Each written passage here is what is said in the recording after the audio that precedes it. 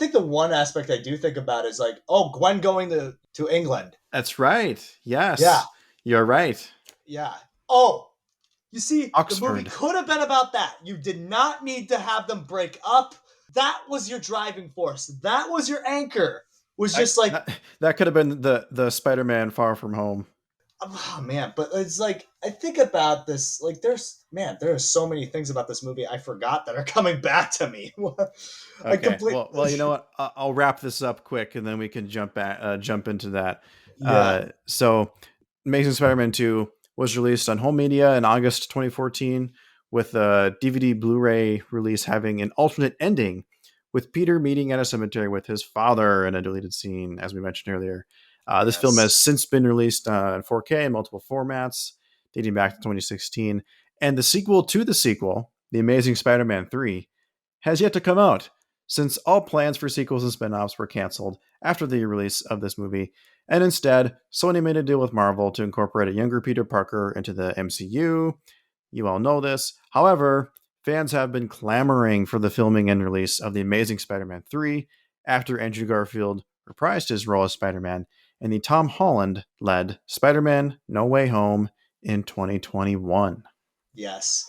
And like, I was thinking about it. It's like I read something online that said that I think Sony offered Andrew to come back in either Morbius or Madam Web or Craven the Hunter, and he was just like, "No, I'm not doing that." And I'm like, good for you, Andrew. You should know your worth, because if he's gonna come back, it needs to be a Spider-Man movie, like a movie for himself, and they got to do it right this time.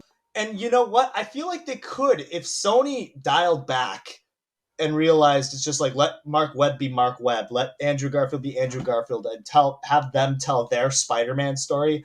I guarantee you, people will go and see it, because Mark Webb has the potential to tell a very personal Spider-Man story. We already saw the hints of that with this movie, because a lot of the personal like dilemmas that Peter is dealing with, with Gwen leaving and him trying to, keep his best friend that hates him now because he doesn't want to give him his blood and stuff like that. It's like there are clearly aspects of there that felt great that they could have expanded upon, but because they had to set up the stupid Sinister Six stuff, it's just like it has to take a back seat, it feels like.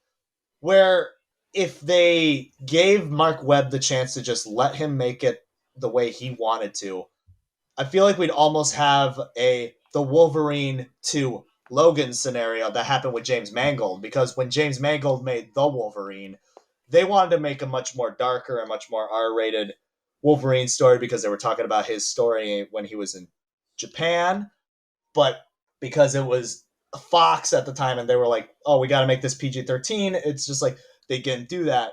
So with Logan, they just went off and they made a completely different movie. And all the more better for it, because a lot of people will say Logan is one of the best superhero movies ever made. And I guarantee you, if you let Andrew Garfield and you let Mark Webb become like stay artists and they just make a personal Spider-Man movie, it would have the potential to be the best Spider-Man movie. It does. You know Sony what? just has to have faith. You know what? I will make you a movie sequel pitch. Okay? Okay? If I were at Sony, I would call a meeting with Mark Webb and Andrew Garfield. You know what? I'll have Emma Stone show up as well. Why not? Just because. If she wants to. If not, whatever. But the main two people you want, Mark Webb, Andrew Garfield, specifically Andrew Garfield. You have a meeting, you sit down, you say, hey, you know what? We want to do this right this time. We want to, obviously there is a demand for this. We want to do it right. Here's what we're thinking. We are going to give you either a chance for a movie or like a mini series, right? Uh-huh. I'm not sure which one, but we'll give you we'll put either or, okay? Either mini series or movie. You are both executive producers. You get a say in what happens in this movie. Yes. In the creative aspect of it, and a bigger influence of what this movie is going to be. You guys get to tell the story you want to tell. It's going to be streaming only, so it's going to be a little bit lower budget. It's going to be right in your wheelhouse. You can do more of the emotional stuff and character stuff, and not have to worry about it being a huge, big spectacle blockbuster movie that costs $250 million to make, Mm-hmm. you can make it for 50 or 80 or 100 even, right? Right. You can do a more down to earth kind of Spider-Man story, one that's more character driven. You can tell it the way you want to do it, take the time, do it right. It's going to be streaming, and we're not going to cancel it even after it's filmed. Kind of like a different movie studio did with a different superhero property recently. But that's what I would say. I'm like, you know what? There's a demand for this. It's in a different market. It'll help promote our streaming service, and it'll differentiate and from what they're doing in the movie side. I don't know if Tom Holland's coming back for more or not. I'm not sure. But I if you're know. going to do it that way, because it's a little bit lower budget, Mm-hmm. there's not this huge demand for it to be super successful. There's not this huge kind of pressure to Yeah. have it be the super viable financially. So you're not tied to that, and you can take fewer risks and do what you really want to do. And really, at the end of the day, not have it be just this commercialized product like you see sometimes with these big IP movies. Instead, Yes. we're going to make this authentic and be the best movie and story it can possibly be. Yeah. And that would be awesome, honestly, because I feel like the potential is there. Like Spider-Man as a character, it's like I think it's because he is the face of Marvel. It's like say what you will about Iron Man and Captain America, Spider-Man is Marvel at the end of the day. Like he is. You He's the most can't deny popular it. character. Yeah. Yes. So it's just like and I think because that's the case, they feel like, oh, we have to make it big. We have to do like the next giant thing with Spider-Man. Where really the thing that makes Spider-Man interesting is when the story is so small. Because again, when the stakes are personal, it feels bigger. It feels larger than life. Spider-Man is not interesting because all his supervillains are just like weird, wacky takes on some Animal Kingdom characters. No, what makes it interesting is because he's fighting villains and he's got to go like get prescription meds for his aunt because she's sick, or he's got to go to work, and if he doesn't go, he's going to get fired, or he's late for a date and stuff like that. And it's like there clearly was an understanding that they had to do that, but Sony just seemed like, no, we're just going to avoid that and just not do that at all, which is just baffling to me because if they did do it and they did try to talk more about the personal stakes, like maybe we saw a little bit more of the like kind of Spider-Man 2, but without the Spider-Man stuff as much, and we saw more of the repercussions of what being Spider-Man was like, then I feel like people would have bought into it more. And maybe they just didn't want to do that because they didn't want to draw comparisons to Spider-Man 2, the original, because I know that was a big complaint with the Amazing Spider-Man 1, is that it felt too much like the first Sam Raimi Spider-Man because they cut all the interesting stuff that wasn't like Sam Raimi's Spider-Man. So it's like if they tried to make it more personal and they gave Mark Webb and Andrew Garfield executive producer credit and gave them a say, I feel like they'd be down for it. I don't know if Mark Webb's going to do it because he's doing that Snow White movie now, but Oh, come on. Snow White, really? Compared to, like, I you have a just chance, looked that up. like, okay, cool. But, Yeah. like, this is Spider Man. Yeah. You get to come back on your terms, Uh huh. or else it doesn't happen. Yeah. I do feel like Andrew Garfield is going to come back, at least in an MCU standpoint, because Really?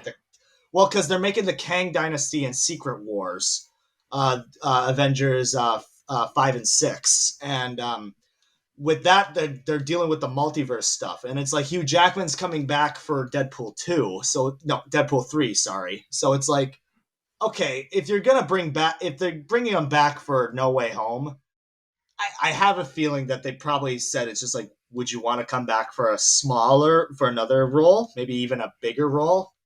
We'll give you new costumes. Well, and they'll just slide them like a big like $10 million check, just like, come on, you want to Back the be. dump truck book full of gold, the dump up at their house. Yeah, it's just like Yeah. you want to come back.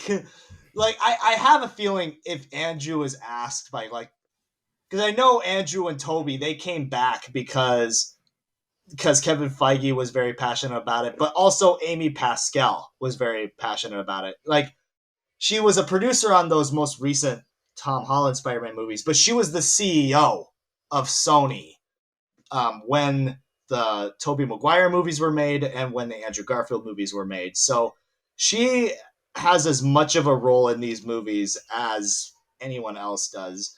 And when the Sony leaks happened and she was fired, I know that was really detrimental on her. So she's been really trying her hardest to make sure it's just like, no, I do genuinely want these movies to be good. So, and I'm glad that they're doing a push for that because my God, the ideas that they did originally have, I don't know where they were going to go with this. Like, I don't know. Do you have anything about those written plans? Because I certainly know a few of them. I will. The floor is yours. But yeah, so we'll take it away. Yeah. Like, what was in the Sony leaks? What was supposed to happen? I know there's supposed to be Spider-Man 3 and 4. There's supposed to be Sinister Six movie. Yes. There's even the Yeah. much joked about Aunt May movie. Yeah. So there was going to be an Aunt May movie where she was supposed to be a spy, and before she became the great aunt that she is. There was going to be two more Amazing Spider-Man movies. Yes, there was going to be Amazing Spider-Man 3 and Amazing Spider-Man 4. Andrew Garfield, I think, was signed on, but he was very disappointed with how 2 went down. And because he was sour, they called a meeting at Sony. I think it was like some kind of promoters meeting or something. And they wanted Andrew to show up to just be like the golden boy because he's Spider-Man, and he didn't show up, and they fired him. And Really? so if they were gonna keep making more, it wasn't gonna be with Andrew.